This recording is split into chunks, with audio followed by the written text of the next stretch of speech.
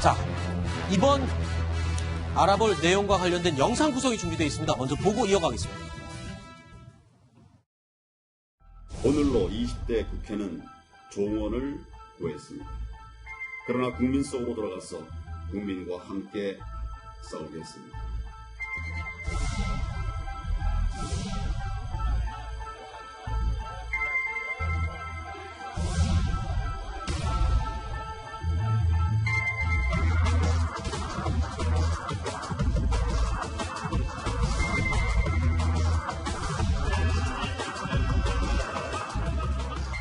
노여움을 푸시고 기회를 주십시오.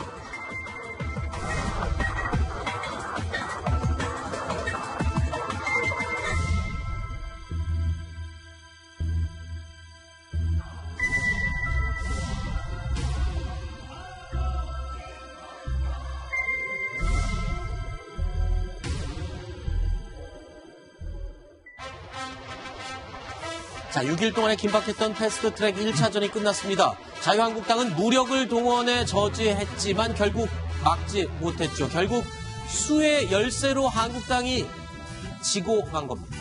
자, 하지만 한국당의 전쟁은 아직 끝나지 않았습니다. 장외투쟁의 고삐를 더욱 거세게 쥐기 시작했습니다. 오늘로 20대 국회는 종언을 구했습니다. 저와 자유한국당은 눈물을 머금고 떠날 수밖에 없습니다. 그러나 국민 속으로 들어가서 국민과 함께 싸우겠습니다.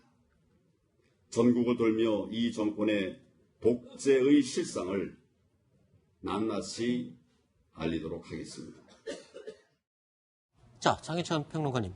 천막 당사가 이미 설치돼 있죠, 이 광화문에? 네, 천막 투쟁본부라는 표현을 쓰고 있더라고요. 한국당 관계자들 같은 경우는. 당사라기보다는 황교안 대표가 머무르면서 국민들의 이야기도 듣고 최고위원회도 진행한다고 합니다. 뿐만 아니라 광화문을 기점으로 전국 방방곳곳에 이러한 천막 농성장을 마련해서요. 지난 2주 동안 주말에 시행했던 장애투쟁을 이제는 전국에서 부산, 대전, 대구 할 것 없이 전국적으로 확산시킨다는 전략입니다. 네. 지금 국회를 보이콧하면서 전국 장애투쟁을 나서면서 아마 보수 대통합 그런 여론을 좀 모을 것 같습니다. 네. 특히나 지난 주말에 한국당 장애투쟁에 태극기 무대에 집회하러 오신 분들이 자연스럽게 합류하는 모습 보여줬거든요. 이 장애투쟁이 가속화되게 된다면 굳이 정치인들끼리 통합을 하지 않더라도요. 그 지지 세력이 자연스럽게 하나로 녹아드는 효과가 발생할 수 있습니다. 네. 결국 이러한 동력을 바탕으로 인해서 민주당, 정부 여당 더욱더 강하게 압박한다는 그러한 전략을 세운 것으로 생각이 됩니다. 자, 한국당에서는 천막 투쟁본부다 이렇게 부른다고 하는데 일단은 천막 당사라는 말이 우리한테 먼저 떠오른 이유는 있죠. 자, 야당이 벼랑 끝에 선 심정이다라는 점을 대내외에 알릴 수 있는 마지막 카드가 바로 과거에도 이 천막 당사였기 때문입니다. 특히 한국당에게 천막 당사는 좋은 기억으로 남아있기 때문입니다. 15년 전 천막 당사의 추억이다라고 표현해도 될까요? 노여움을 푸시고 새 출발을 하는 저희 한나라당을 지켜봐 주십시오. 그리고 기회를 주십시오. 의원님. 네. 저 때가 2004년 3월 24일. 그렇죠. 저 때의 천막 당사는 기사회생에 기회를 줬던 아주 좋은 기억이었죠. 자, 한국당 의원들 입장에서 보면.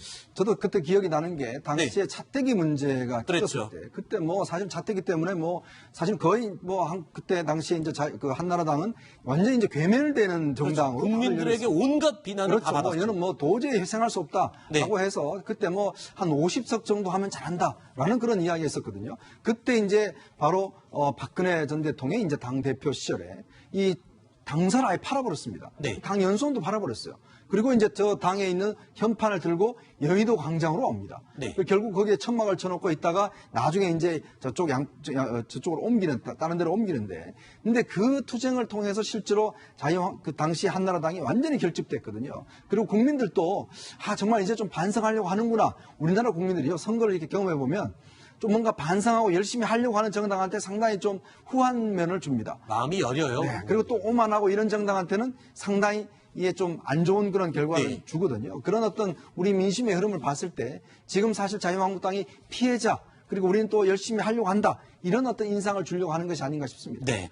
한나라당이 근데 저때 선거에 승리를 했던 것은 사실 천막당사 힘 하나만은 아니었어요. 그렇죠? 네, 그렇습니다. 그러니까 당시를 좀 복귀해 보면요. 네. 2004년 3월에 박근혜 전 대통령이 야당의 대표가 됩니다. 네. 그런데 이때 노무현 대통령 탄핵 후폭풍 그리고 차떼기당 영풍 이런 것 때문에 정말 보수가 괴멸될 거다 이런 이야기가 나왔는데요. 당시에 정부 여당에서는 민생이 아니라 국가보안법 폐지와 같은 이른바 4대 개혁 입법을 밀어붙였습니다.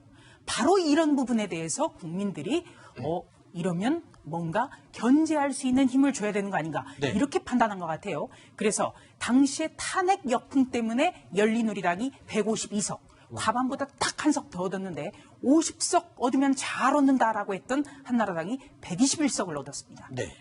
자, 그런데 이 천막당사라는 게 이현정 의원님 치는 것도 중요하지만 언제 그 당사, 천막당사를 빼는지 그 타이밍이 굉장히 중요하다면서요. 네. 이번에 황교안 대표가 그 천막을 빼는 타이밍 굉장히 잘 잡아야 될 거라면서요. 그러니까 이게 모든 투쟁이 그래요. 사실은 천막 당사도 그렇고 단식도 그렇고 네. 사실 이제 들어가는 거는 어떤 면에서 보면 좀 쉬울 수가 있는데 그렇죠. 문제는 이 나오는 시점을 어떻게 할 것이냐. 예전에도 보면 김한길 전 대표께서 이제 여기 서울광장에 이제 그 천막을 치고 그때서 노숙 투쟁을 했거든요. 근데 그것도 보면 나중에 이제 나올 때가 상당히 어려웠습니다. 왜냐하면 투쟁이라는 게 한번 시작하게 되면 뭔가 결과물이 있어야 되는데 문제는 지금 총선이 꽤 많이 남았죠. 아직 11개월이 남았습니다. 그리고 예전같이 예를 들어서 이때같이 바로 총선이 있으면 네. 자연스럽게 총선 국면으로 들어갈 수가 있는데 사실 지금 한참 남았거든요. 네. 그러면 지금 이렇게 투쟁본부를 하면 설치할 때 뭔가 성과가 없이 철수하게 돼버리면 그렇죠. 뭐 했냐라는 또 비난을 받을 수가 있거든요. 네. 그렇기 때문에 아마 이제 자유한국당도 장애로 나가긴 나가지만 문제는 장 내외의 어떤 그 투쟁을 병행해야지 한쪽을 포기해버리면 상당히 나중에 철수하는데 문제가 생길 수가 있습니다. 네. 네, 저도 이 천막당사 보면서 김한길 당시 새정치민주연합의 대표가 이 서울광장에서 천막 치고 노숙하는 그거에 생각이 났었어요. 네. 당시에 김한길 전 대표가 빈손으로 국회 복귀하면서 네. 그날에 저한테 갑자기 연락이 왔어요. 네. 밥을 먹자고 저녁을. 뭐라 그러던가요? 그래서 죽을 시키더라고요. 네. 2만 5개 빠져서 죽을 먹을 수밖에 없다. 그러니까 무슨 얘기냐면 대통령이 국회 복귀 명분을 줘야 되는 거예요. 네. 그런데 지금 대통령이 과연 그 명분을 줄 수 있을까? 아하. 거기에 대해서는 전 잘 모르겠어요. 왜냐하면 이해찬 대표가 도둑놈들이라고까지 얘기를 했기 때문에 네. 바로 이런 점이고 또 한 가지는 황교안 대표가 원외이기 때문에 네. 예상하기가 좀 어렵습니다. 알겠습니다. 그 타이밍을 언제 잡을까요? 황교안 대표. 궁금하네요. 다음 순위로 이어갑니다. 7번째 소식. 오늘 저희가 2위로 꼽은 내용입니다.